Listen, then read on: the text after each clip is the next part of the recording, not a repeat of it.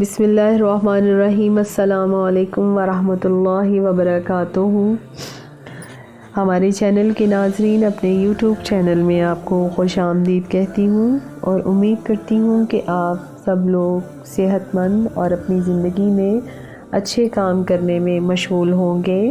کچھ وقت ہمیں اپنے اسلام اور دین کے لیے بھی نکالنا چاہیے، تو بغیر وقت ضائع کیے چلتے ہیں اپنے آج کے ٹاپک کی طرف، جو کہ ہے دعا کی قبولیت کا راز۔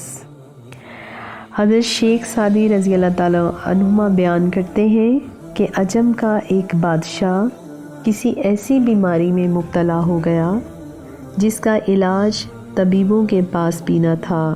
طبیبوں نے ہر چند کوشش کی کہ بادشاہ کی بیماری ختم ہو جائے، مگر بجائے پاکا ہونے کے بادشاہ دن بدن کمزور ہوتا چلا گیا، یہاں تک کہ اٹھنے کے قابل بھی نہ رہا۔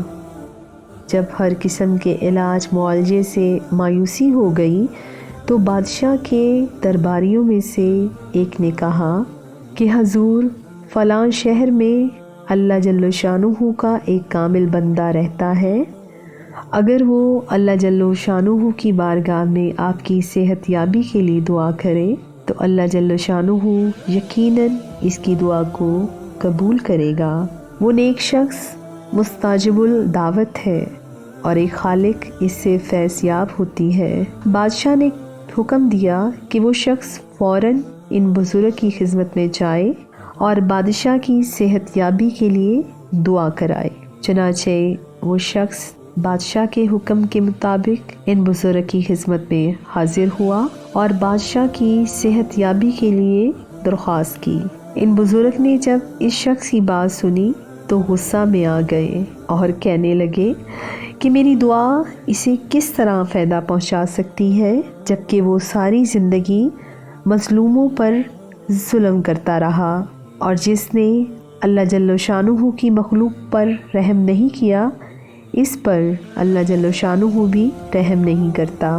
بادشاہ کو چاہیے کہ پہلے اپنے گناہوں سے توبہ کرے اور پھر اللہ جل شانہ کی رحمت کا امیدوار ہو۔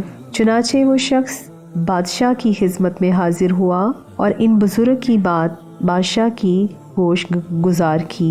بادشاہ کو توبہ کی توفیق نصیب ہوئی اور اس نے تمام بے گناہ قیدیوں کو قید سے آزاد کر دیا اور مساکین فقراء کے لیے اپنے خزانوں کے منہ کھول دیے۔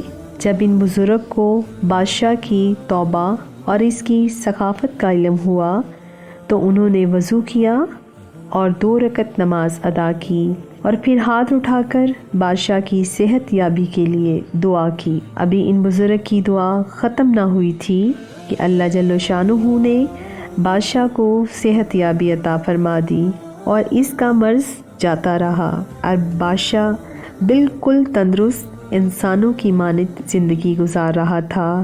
ان بزرگ نے بادشاہ کو نصیحت کی کہ اے بادشاہ، اللہ جل شانہ نے تجھے معاف کر دیا اور تجھ پر لازم ہے کہ اب تو محتاط زندگی بسر، کیونکہ بار بار گرانے والا بالآخر سنبھلنے کے قابل نہیں رہتا۔ بس اب تو احتیاط سے کام لے اور کسی کی حق تلفی نہ ہونے دے۔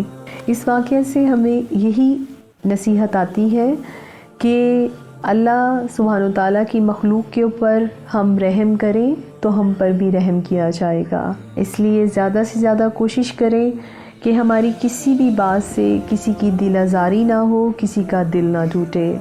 میں تھی آپ کے ساتھ آنی خان، انشاءاللہ نیکسٹ ملیں گے۔ فی امان اللہ۔